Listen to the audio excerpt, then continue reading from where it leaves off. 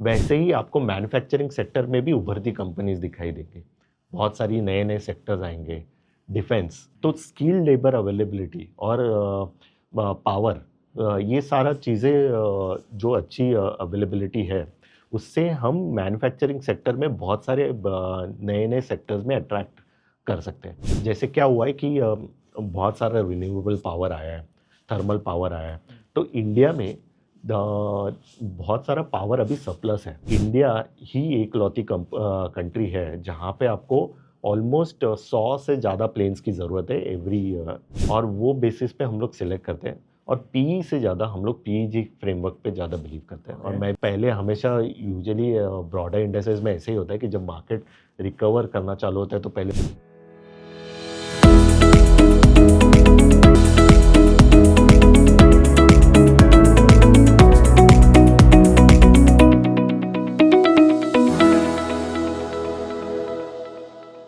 Thematic fund का उद्देश्य है ब्रॉडर मार्केट को आउट परफॉर्म करना। यानी कि यदि आपके पोर्टफोलियो में एक थीमेटिक फंड है तो आप चाहते हैं कि उस फंड की जो परफॉर्मेंस है वो ब्रॉडर मार्केट के मुकाबले बेहतर हो। लेकिन किस वक्त पर कौन सी थीम सही रहेगी ये समझना बहुत ही इंपॉर्टेंट है, क्योंकि थीम्स रोटेट होती रहती हैं। कभी कोई थीम अच्छा परफॉर्म करती है, कभी कोई सेक्टर करता है, और अगले टाइम पर आप देखेंगे कि कोई दूसरी थीम बेहतर परफॉर्म कर रही होती है। नमस्कार, आप देख रहे हैं फंडनामा। मैं हूं पंकज मटपाल, और थीम पर बात करने के लिए और विशेष तौर पर मैन्युफैक्चरिंग थीम पर बात करने के लिए मेरे साथ हैं एक बेहद खास मेहमान, मिस्टर भालचंद्र शिंदे, जो कि मोतीलाल ओसवाल म्यूचुअल फंड के फंड मैनेजर हैं और मोतीलाल ओसवाल मैन्युफैक्चरिंग फंड को मैनेज करते हैं। वैसे तो बहुत सारे फंड्स मैनेज करते हैं, लेकिन आज हम उनसे विशेष तौर पर इस फंड पर बात करेंगे। सर नमस्कार, स्वागत है आपका हमारे इस कार्यक्रम में। आपने समय निकाला और मुझे उम्मीद है कि बहुत सी बातें मैं आपसे जान पाऊंगा। तो पहला सवाल तो मेरा आपसे यह है कि ओवरऑल मार्केट की बात की जाए तो इक्विटी मार्केट आउटलुक कैसा है? तो देखिए, फिलहाल तो चौपी रहा है market, largely US trade deal की वजह से। वहाँ पे थोड़ी अनसर्टेनिटी दिख रही है, तो उसकी वजह से थोड़ा चौपी है। बट मेरे हिसाब से एक मार्केट में एक खूबी हमेशा रही हुई है 2000 साल से अभी तक, कि कोई भी एक साल के बाद दूसरे साल वापस मार्केट नेगेटिव रिटर्न नहीं देता। तो most of the economic parameters पे भी हम लो बेस इफेक्ट में आ चुके हैं। और अर्निंग्स ग्रोथ ब्रॉडर मार्केट के इसमें भी हम लो बेस पे आ गए। तो यहाँ से अर्निंग्स ग्रोथ और इकोनॉमिक पैरामीटर्स अच्छे दिखने चाहिए नेक्स्ट 1 ईयर के लिए। बट ये सारी चीज़ें जब प्ले आउट करेंगे, इकोनॉमिक फैक्टर्स, अर्निंग्स ग्रोथ और ब्रॉडर इंडाइसेस में आपको रिटर्न आना चालू हो जाएगा। बट मोर और लेस मुझे नेक्स्ट 1 ईयर तो काफ़ी अच्छा दिखता है। This is the right time to invest मेरे हिसाब से, क्योंकि एक साल नेगेटिव रिटर्न वाला हो चुका है। अगर आप कह रहे हैं कि ओवरऑल मार्केट की बात की जाए तो आप काफ़ी पॉजिटिव हैं, तो मैं सीधा आता हूं इस थीम पर। तो मैन्युफैक्चरिंग थीम को आप एक साल करीब से मैनेज कर रहे हैं, और हम फंड की बात करें उससे पहले ओवरऑल अगर हम थीम की बात करें तो अभी इस वक्त पर क्या ये समय सही है एंट्री के लिए? क्या मैन्युफैक्चरिंग थीम जो है ये अच्छा परफॉर्म कर सकती है आने वाले समय में? तो ये एक चीज़ है, और क्यों कर सकती है वो जानना ज़्यादा इंपॉर्टेंट है। श्योर। तो देखिए, before getting into the manufacturing, मैं आपको एक बात बताऊं तो देखिए 2000 साल में जब इंडिया ने ओपन अप किया सर्विस इंडस्ट्री में, टेक की तरफ, आईटी की तरफ, तभी हमें बहुत सारा अपॉर्चुनिटी मिला और बहुत सारी आईटी कंपनीज ने काफ़ी अच्छा ग्रोथ दी। तो आप अगर देखोगे आईटी या service industry as economy contribution काफ़ी बढ़ गया। तो 54 अभी 54% ऑफ द इकोनॉमी है। और जैसे मैन्युफैक्चरिंग अभी 14% ऑफ द जीडीपी है। और अभी एक नया कंसर्न है जैसे एआई। तो एआई हमेशा लोएस्ट सर्विस इंडस्ट्री वाला पार्ट कम करेगा, और high quality service part will continue to grow.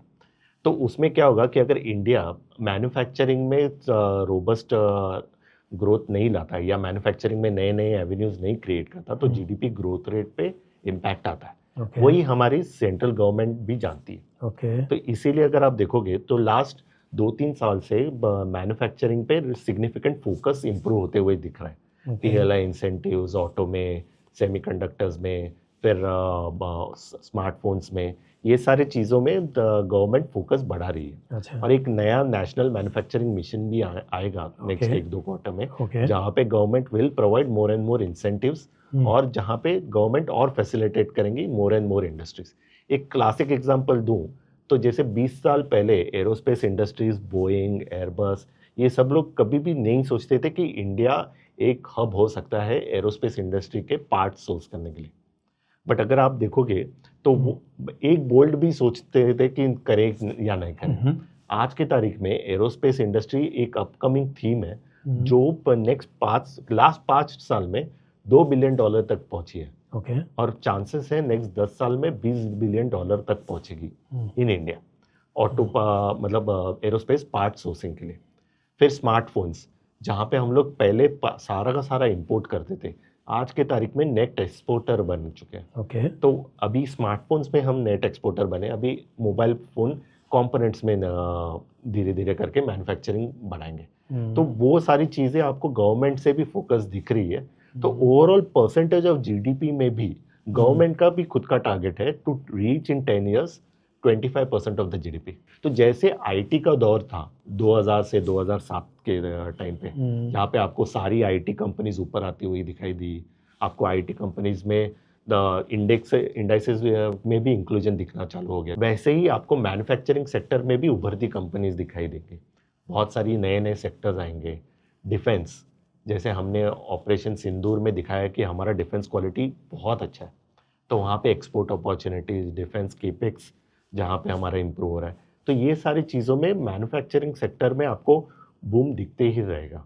तो एक थोड़ा लल है लास्ट 1-2 क्वार्टर से थीम्स में, कुछ सब थीम्स में, बट ये क्लासिक टाइम है जहाँ पे गवर्नमेंट फोकस कर रहा है। अभी US ट्रेड डील के साथ भी जहाँ पे हम फोकस कर रहे हैं, वहाँ पे एक बार ट्रेड डील रिजॉल्व होगी या फिर EU FTA भी रिजॉल्व होगा और UK FTA साइन हुआ है, तो ये सारे FTAs के बाद भी as a export for textile, electronics, auto parts, defence, हमारे लिए बहुत क्लासिक एडवांटेज मिलता है।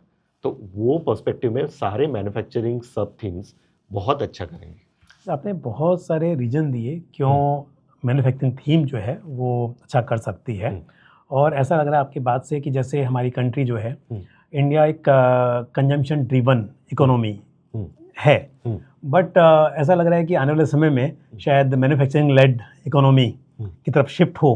क्या ऐसा हो सकता है? और होना भी पड़ेगा, क्योंकि जैसे देखिए हमारे यहाँ पे और एक क्लासिक एग्जांपल, क्लासिक केस ये है कि यंग पॉपुलेशन बहुत है और यंग स्किल्ड पॉपुलेशन बहुत इम्प्रूव ही हो रही है। ग्रोथ बाकी सब कंट्रीज से आप कंपेयर करते हो तो हमारा skilled labour is relatively cheaper, power cost भी रिलेटिवली चीपर है। हमारा सिर्फ एक ही फैक्टर जो बाकी कंट्रीज से कॉम्पिटिटिव एडवांटेज में कम है इज लॉजिस्टिक कॉस्ट।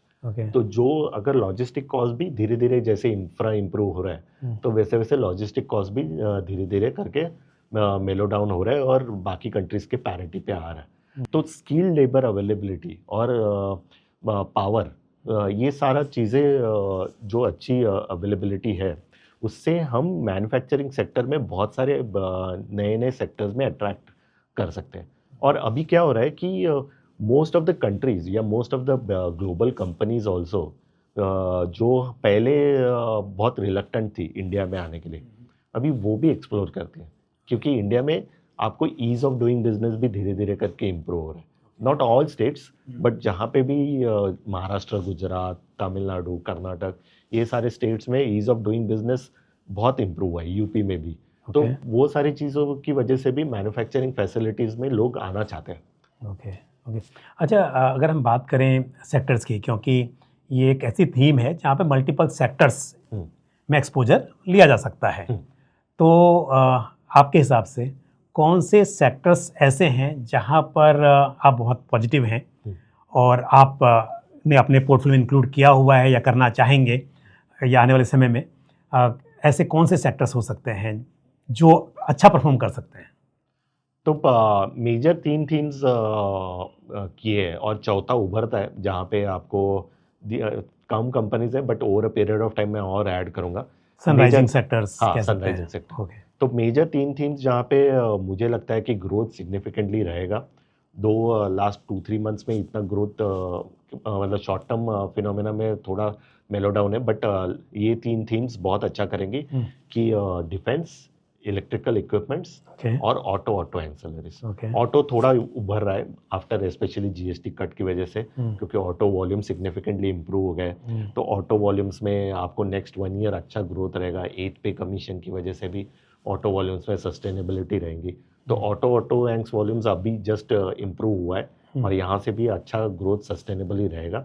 डिफेंस इसलिए क्योंकि हम एक्सपोर्ट्स में और इनरोड्स करेंगे, और अगर आप डिफेंस केपेक्स वाइज देखोगे तो यूरोप का डिफेंस केपेक्स बढ़ रहा है, पाकिस्तान का डिफेंस केपेक्स ज़्यादा है, चाइना का डिफेंस केपेक्स ज़्यादा है। तो इंडिया का भी स्वाभाविक है कि डिफेंस केपेक्स बढ़ते ही रहेगा। तो उसकी वजह से नए नए programs like missile, anti drones, तो क्लासिक जो ट्रेडिशनल डिफेंस है वैसा केपेक्स नहीं चलेगा, बट नए सेक्टर्स में डिफेंस में भी बहुत उभरता हुआ केपेक्स देगा। इवन इन बजट हम लास्ट ईयर का भी बजट एलोकेशन वैसे ही था कि अदर डिफेंस एलोकेशन में ज़्यादा था, जैसे रडार्स, एंटी ड्रोन्स, मिसाइल्स, उसमें एलोकेशन ज़्यादा था। तो वैसे ही रहेगा कि डिफेंस केपेक्स एक नॉमिनल ग्रोथ रहेगा, बट अदर डिफेंस एलोकेशन में आपको ज़्यादा ग्रोथ दिखाई देगा। और इलेक्ट्रिकल इक्विपमेंट्स, जैसे क्या हुआ है कि बहुत सारा रिन्यूएबल पावर आया है, थर्मल पावर आया है, तो इंडिया में बहुत सारा पावर अभी सरप्लस है। वो बात अच्छी चीज़ है, क्योंकि ग्लोबली अगर यूएस, यूरोप में पावर की कटौती है और ग्रिड भी उनकी इतनी अपडेटेड नहीं है जैसे इंडिया की है। तो डेटा सेंटर केपेक्स उधर उभर रहा है, बट होगा कि क्या कि नेक्स्ट 5 से 7 साल में डेटा सेंटर, एआई रिलेटेड आपको अनाउंसमेंट्स भी आई है, right. Most of the global companies ने अनाउंसमेंट की है कि डेटा सेंटर का केपेक्स इंडिया में होगा। तो वो डेटा सेंटर के केपेक्स के लिए आपको बहुत सारी पावर लगेगी और ग्रिड, अच्छी ग्रिड लगेगी। तो उसमें ग्रिड रिलेटेड केपेक्स आपको दिखाई देगा। तो इसीलिए हमारा फोकस भी वैसा ही है कि ग्रिड रिलेटेड कंपनीज में फोकस है, फिर डिफेंस में को फोकस है और ऑटो रिलेटेड कंपनीज में फोकस है। तो लास्ट 3 मंथ्स में because power demand was low, मतलब because of the unseasonal monsoon और फिर लोअर पावर डिमांड, वो क्या हुआ है कि power demand growth is low, but वो क्या है कि जैसे पावर डिमांड ग्रोथ इंप्रूव होती जाएगी वैसे आपको ये थीम्स में वापस आते हुए दिखाई देगा।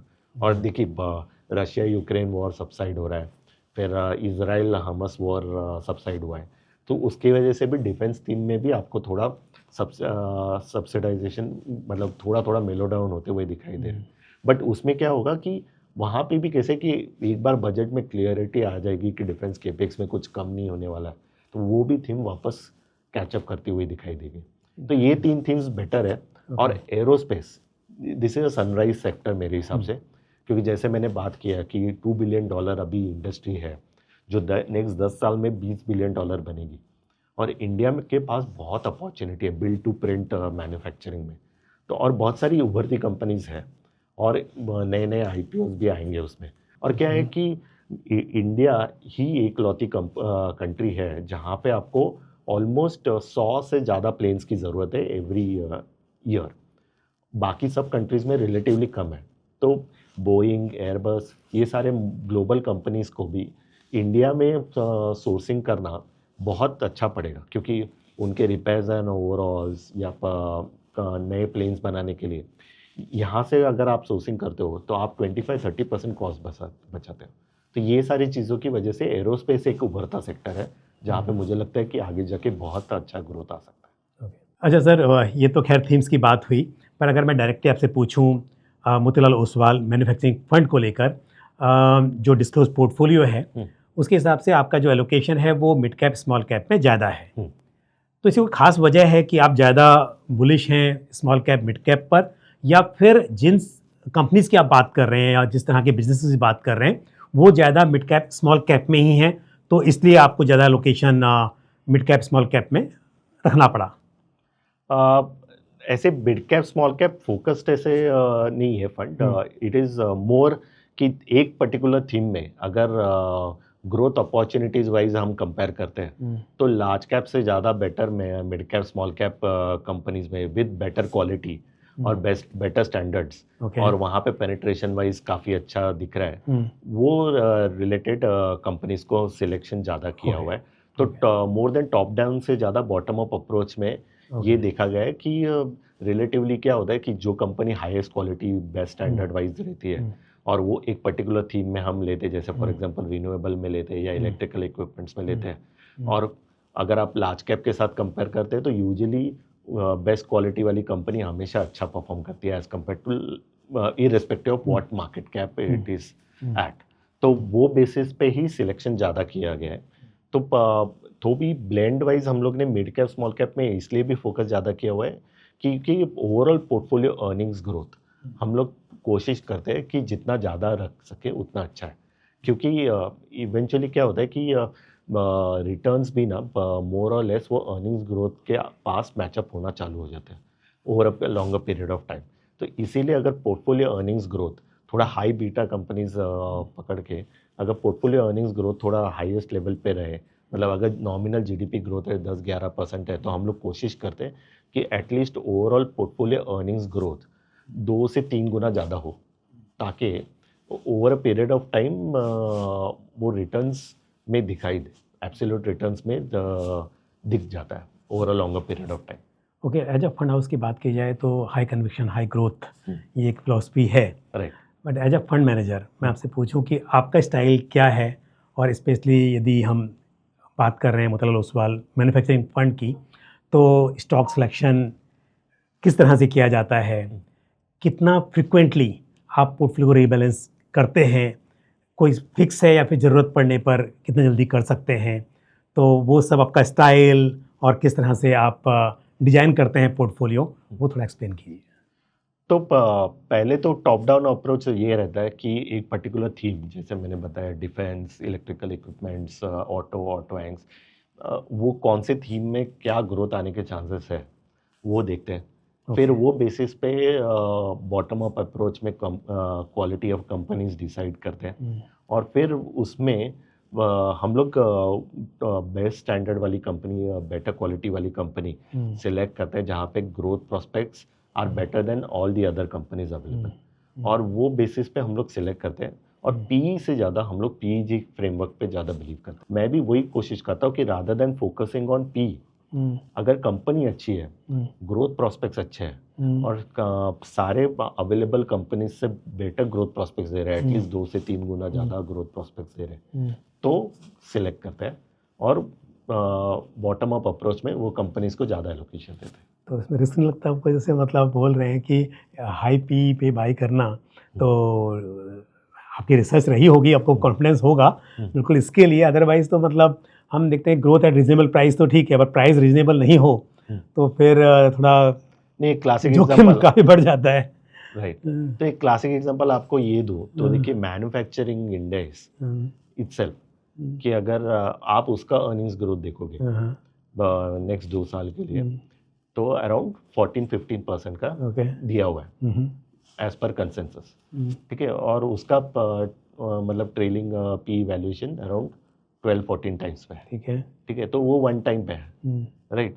तो उसमें क्या होता है कि पी हो सकता है वैल्यूएशन, मतलब एक सिंगुलर वैल्यूएशन फैक्टर देखेंगे तो हाँ एक्सपेंसिव दिखता है, बट वो इसलिए भी महंगा है क्योंकि उसका ग्रोथ सबसे ज़्यादा अच्छा है, इसीलिए वो अच्छा है। तो इसीलिए वैसे कंपनी ज़्यादा सिलेक्ट करते हैं जहाँ पे आपको अर्निंग्स ग्रोथ ज़्यादा देखिए आज के मार्केट में आपको चीपर पी पे सबसे ज़्यादा अच्छा ग्रोथ देने वाली कंपनीज बहुत कम मिलती हैं। वो सिर्फ वही तभी पॉसिबल होता है जब एक्चुअली मार्केट बहुत ज़्यादा क्रैश होता है या बहुत करेक्ट होता है, तभी आपको वैसे वाली कंपनीज मिलती है जहाँ पे चीपर वैल्यूएशन पे सबसे बेस्ट ग्रोथ दे रहा है। अच्छा बिजनेस है तो प्रीमियम तो हाँ रहेगा। तो यूजुअली ऐसी कंपनीज अगर ग्रोथ देती रहती है तो उनका पी भी वैसे ही मेंटेन रहता है। तो यूजुअली क्या होता है कि इनफैक्ट वही जैसे मैंने आपको जो टी&डी कंपनी की एक्सपीरियंस बताया मैंने, उसमें वैल्यूएशन री रेटिंग और हुआ, जहाँ पे 0.7 टाइम्स पीईजी पे था वो अभी वो 1.2 टाइम्स पे आ गया। तो इसीलिए वो जो मार्केट वैसे के वैसे ही रहा, बट उसने 100% रिटर्न दिखाया। लेकिन जैसे मैंने पूछा पहले भी आपसे, कि आपका जो रीबैलेंसिंग होती है पोर्टफोलियो में या फिर कुछ भी चेंजेस हों तो कितना फ्रिक्वेंट आप करते हैं, स्पेशली जैसे कि काफ़ी अग्रेसिव कॉल लिया और कुछ लगा बाद में कि सही नहीं हो रहा है, ऐसा हो सकता है, कोई भी चीज़ें बहुत जल्दी डायनेमिक हैं, चीज़ें चेंज हो जाती हैं, तो आप बहुत समय लेते हैं वो सबको करने के लिए या फिर ज़रूरत है तो इमीडिएटली डिसीजन ले लेते हैं? तो मतलब आपका स्पेसिफिक मैं आपका स्टाइल जानना चाह रहा हूँ कि आपका नेचर कैसा है कि आप ज़रूरत है तो फिर करना है तो कर डालते हैं। ज़रूरत है तो कर ही लेते हैं हम। ओके। लेकिन ज़्यादातर इतना चर्न पे ज़्यादा फोकस नहीं करते, क्योंकि क्या होता है कि अब कोई थीम्स है ना स्ट्रक्चरल रहती है, ठीक है। और जैसे कभी कभी टाइम लेती है है। ग्रोथ में आने के लिए, और कभी कभी शॉर्ट टर्म हिकअप्स रहते हैं, सीजनल फैक्टर बोलते हैं उसके लिए, कि सीजनल फैक्टर रहते हैं कि वो 1-2 महीने के लिए अच्छी नहीं करते। आपको एग्जांपल दूँ तो डिफेंस टीम आप कभी भी देखोगे तो यूजुअली दिसंबर से मई में अच्छा करती है, क्योंकि दिसंबर से आपको बजट का स्पेकुलेशन चालू हो जाता है, करेक्ट। और उसके बाद ऑर्डर इनफ्लोस ग्रोथ आता है।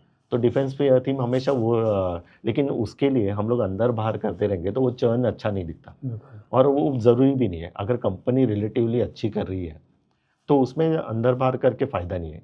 इनफैक्ट वो अपॉर्चुनिटी इसलिए देखनी चाहिए कि हम और ऐड कर पाए वेट उसमें। तो हम लोग सिर्फ वही कंपनीज में बाहर निकलने के लिए देखते हैं जहाँ पे आपको स्ट्रक्चरली लग रहा है कि अभी इसके आगे ग्रोथ आने के चांसेस कम है या ख़त्म हो रहा है, या फिर जो हम ग्रोथ पैरामीटर्स रख रहे हैं कि ये ग्रोथ ही आना चाहिए, वो ग्रोथ लग रहा है कि अरे अभी पॉसिबल नहीं है कि ये ग्रोथ आ सकता है करके, तो तभी हम वो कंपनी से बाहर निकल जाते हैं। राइट। मेरा पूछने का कारण ये भी था क्योंकि फंड हाउस की हम बात करें तो बाय राइट सिट टाइट, तो आप लॉन्ग टर्म में बिलीव करते हैं कि सही चीज़ बाय करो और उसके बाद में इन्वेस्टेड रहो। बट मैंने इसलिए पूछा कि कभी कभी ज़रूरत पड़ सकती है कि क्योंकि जब आप अग्रेसिवली कोई कॉल ले रहे हैं तो कभी ऐसा भी हो सकता है कि कभी लगे कि भाई यहाँ से चेंज करना चाहिए। तो मैंने इसलिए पूछा था और आपने बिल्कुल सही एक्सप्लेन किया कि अगर ज़रूरत है तो आप शायद डिसीजन इमीडिएट ले लें इमीडिएटली। हाँ, मतलब हम लोग buy right sit tight means don't sit tight if the growth is going down. मतलब अगर किसी कंपनी कोई कंपनी अगर अर्निंग्स ग्रोथ 30-40% दे रहा है, बट अचानक से बिकॉज ऑफ सम रेगुलेशंस या because of some internal companies issues, अगर वो ही ग्रोथ अगर 10-15% होता है तो वो कंपनी होल्ड करके फ़ायदा नहीं है। हम वैसे देखा जाए तो क्लासिक मतलब अपॉर्चुनिटीज़ बहुत सारी है इंडिया में, बहुत सारी कंपनीज ऐसे अवेलेबल रहती है जहाँ पे ग्रोथ प्रोस्पेक्ट्स अच्छे रहते हैं। ओके। और वही है कि तो वो कंपनी से बेटर दूसरे कंपनी में वेट डाल के रखें। अच्छा, मैन्युफैक्चरिंग थीम की बात नहीं, मैं ओवरऑल बात समझना चाहूँगा आपसे। तो इस वक्त पर अगर हम मार्केट वैल्यूएशंस की बात करें तो फिर भी mid cap, small cap, large cap के मुकाबले थोड़े से एक्सपेंसिव हैं या नहीं है, आप बताइए। 1 साल पहले था, ओके। अभी नहीं है। ओके। उसमें भी क्या होता है ना कि अगर आप ब्रॉडर अगर आप इंडाइसेस वाइज पकड़ेंगे तो आपको एक्सपेंसिव लगता है। ओके। बट उसमें भी क्या होता है कि जैसे मिड कैप में या स्मॉल कैप में जो लोअर वेटेजेस वाली कंपनीज रहती हैं, ब्रॉडर इंडाइसेस की बात कर रहा हूँ, अगर उनके कुछ कंपनीज अगर आप देखोगे तो उनके काफ़ी ग्रोथ अच्छे चल रहे हैं। अच्छा। बट ओवरऑल ब्रॉडर इंडाइस का ग्रोथ रिलेटिवली अर्निंग्स ग्रोथ कम है। इसीलिए अगर आप देखोगे तो mid cap, small cap, in fact small cap indices have not done well as compared to large cap. अपना Nifty is already at all time high, small cap और mid cap नहीं है। पे उसने भी बनाया ना न्यू हाई। हाँ, मिड कैप पास में है लेकिन स्मॉल कैप अभी तक ऑल टाइम हाई के पास नहीं पहुंचा। राइट। तो आई एम सेइंग कि उसमें भी अगर आप देखोगे द लोअर टेल एंड वाली कंपनीज काफ़ी अच्छा कर रही है। तो क्या होता है कि आपका ब्रॉडर इंडाइसेस में नॉट डू वेल, बट जो लोअर एंड टेल वाली कंपनीज है जहाँ पे आपको ग्रोथ प्रोस्पेक्ट्स बहुत अच्छी है वो अच्छा करेंगे। तो पहले हमेशा यूजुअली ब्रॉडर इंडाइसेस में ऐसे ही होता है कि जब मार्केट रिकवर करना चालू होता है तो पहले लार्ज कैप इम्प्रूवमेंट आता है, क्योंकि ऑब्वियसली फॉरेन इन्वेस्टर्स आते हैं तो हमेशा प्रेफर करते हैं पहले लार्ज कैप, क्योंकि वहाँ पे लिक्विडिटी अच्छी है। बट मेरा मानना ये है कि क्या होता है कि जब लार्ज कैप में लिक्विडिटी इंप्रूव होती है तो धीरे धीरे करके वो ट्रिकल डाउन होकर मिड कैप, स्मॉल कैप में भी होती है। तो जो एक्सपेंसिव था मिड कैप, स्मॉल कैप, वो मुझे आज की तारीख में नहीं लगता, क्योंकि most of the low base effect आ चुका है। यहाँ से आपको अर्निंग्स ग्रोथ भी सिग्निफिकेंटली इंप्रूव होती हुई दिखाई देंगी।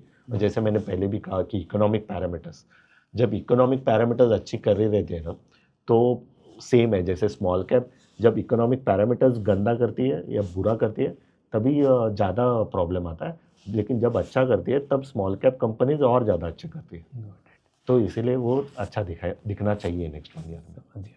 तो शिंदे सर, एक बात तो समझ में आ गई कि आप काफ़ी पॉजिटिव हैं स्मॉल कैप मिड कैप को लेकर, और दूसरी बात ये भी मैं मानता हूँ कि हर मार्केट में चाहे कितना भी एक्सपेंसिव हो, कुछ स्टॉक्स तो आपको ऐसे मिल ही जाएंगे जिनमें पोटेंशियल है। तो अगर आप सही से रिसर्च करते हैं, अच्छी रिसर्च करते हैं, तो आप स्टॉक सेलेक्ट कर लेंगे, इस पर भरोसा है।